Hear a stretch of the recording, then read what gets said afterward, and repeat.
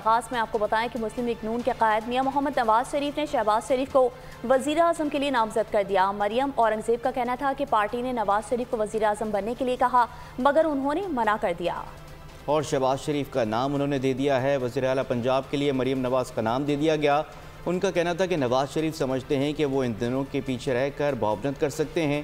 صدر مملکت کے نام پر بولے کمیٹی فیصلہ کرے گی صدر کا امیدوار کون ہوگا۔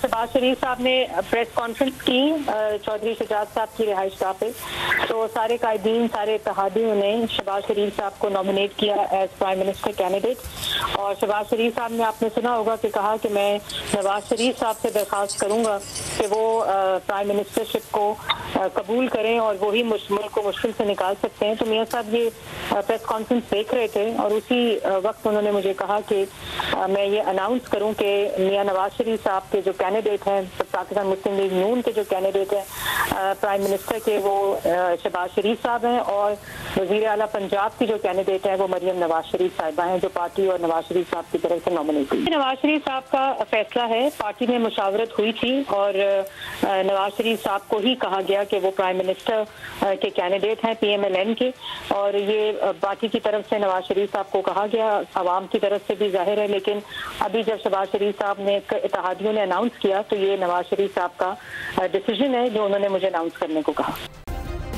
سبسکرائب کریں اور بیل دبائیں تاکہ کوئی خبر رہ نہ جائے۔